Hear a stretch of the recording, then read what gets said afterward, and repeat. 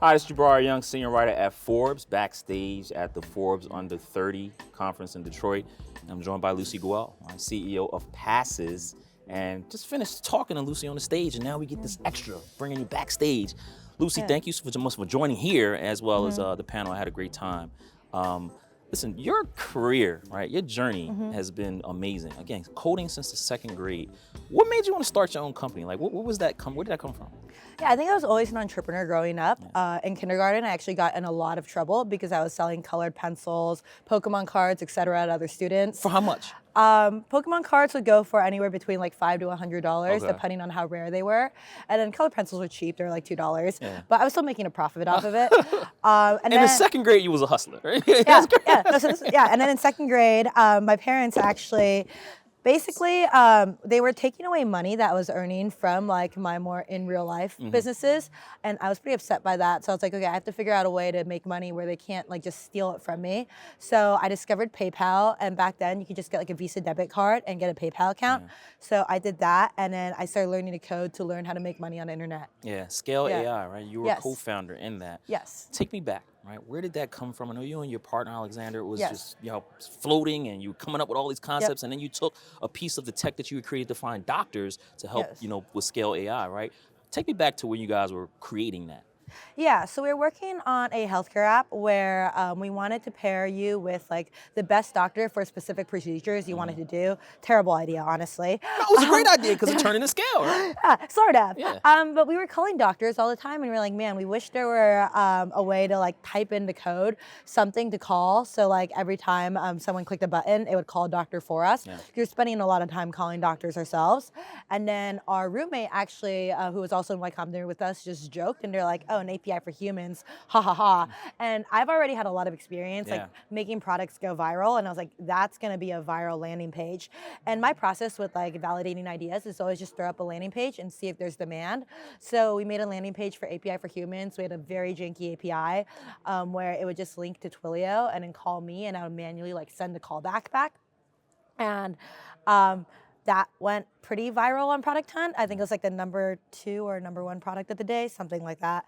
And then we suddenly had a lot of VCs reach out, and Excel gave us a term sheet when we essentially had like nothing. Yeah. They knew that we were known as a team that was like pivoting too much, and they figured that if they gave us a term sheet, we'd stop pivoting, and they were correct. Absolutely, yeah. I remember you telling that story in another podcast. But when you created Scale, and then you're coming from the doctor app, right? Yeah. I forget the name. What was it called? It's called Ava. Avon, Yes. right? I was just saying. I thought it was Avant, like the singer, but it's Ava. Yeah. So Ava, Scale, and now Passes, right? Yes. What is Passes for those people who don't know? And it helps creators create with tools for the new economy. Yep. Economy. So we're basically working on a Web3 version of paid exclusive content where we want to help creators monetize one-to-one intimacy with superfans.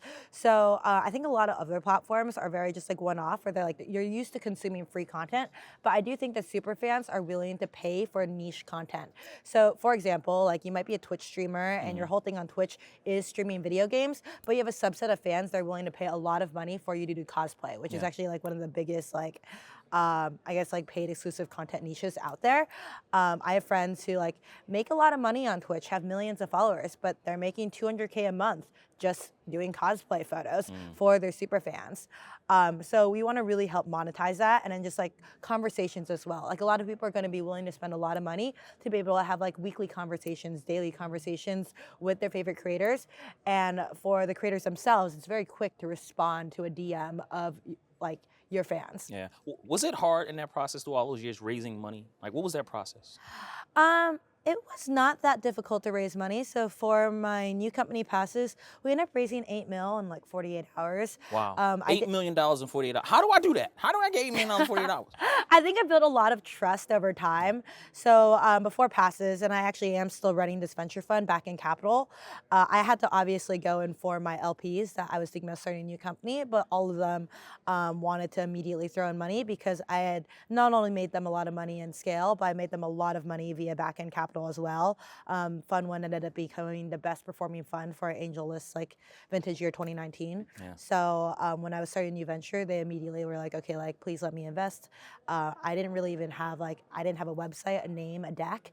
I barely knew what I was working on. Yeah. But like the second I even floated that I was working on another company, people were like, oh my God, here you go. The first time I started a company, we did have to go through a fundraising process. I ended up meeting. Was that harder at that point? So I would say like the first check was not that hard. Okay. I heard about this guy, Paige Craig, through my Uber driver. I look him up on Twitter and he's already following me. So I slid into his DMs and I was like, hey, I'm thinking about leaving Snap. Like, can we chat? So we chatted and he like immediately wanted to invest. And then we got into Y Combinator. And after YC, you know, you become like an in-demand company. Yeah. But it was really when Excel offered a term sheet that like everyone was begging to invest because they trusted the partner at Excel that invested in us. And it's what you said, it goes back to people, right? Yes. They were investing and people are investing in you. Yeah. When you're investing early stage, it's always about the people. Absolutely. And that's what I did with my own venture fund, where I wanted to invest in like the best engineers because I believe that like as a good engineer, you essentially have like zero burn and you will eventually be successful as long as you persevere. Like I have a friend who I met in the Teal Fellowship in 2014 and he's been trying to build companies since then and he finally just raised a large round. Yeah. Right. Anything else? Like you can go on and I can learn from you. Anything else you want to learn? Like is this something that you're trying to learn right now? I would say I'm facing a new unique challenge with hiring right now because my network back then when I was hiring for scale was like very young, thirsty engineers that, you know, were like dropping out of MIT, just graduated, and they had no commitments in their lives, so they were willing to work those like 14-hour workdays with me. With this new company, I will say that like my network is like older people now. Like it comes with the advantage of them being more experienced, like being able to do leadership. They have a decade of experience, but I'm still working those like 14-hour workdays, and I miss working 14-hour workdays with my team. Well, hey, listen, wrapping up here, is it something that people ask you, that they frequently ask about the new creator economy? Like, and what is that question, and what do you say?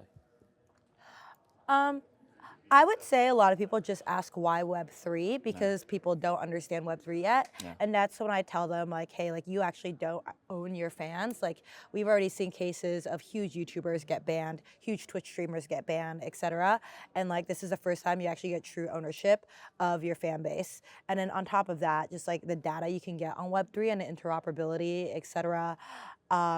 There's just so many options you can do with tying like your super fans to extra perks like merch drops, meet and greets, et cetera, where you can plug into any single website because the web wasn't interoperable until now. Yeah. Last thing, what's Lucy Guo's superpower? I think my superpower is not needing much sleep and having unlimited energy because it just gives you so much extra time in a day. Like I genuinely believe I have that sleep gene that you don't have to sleep that much. And then my friend who's like the founder of 8 Sleep said I also have it. So Well, before in full transparency, she was asking for coffee before we were talking. You know, she was going to get some after this. But I did sleep after like at 5 a.m. So Lucy, so thank you so much for the time. Thank you. Thank you for the panel. Yes. And I hope you enjoyed the backstage convo.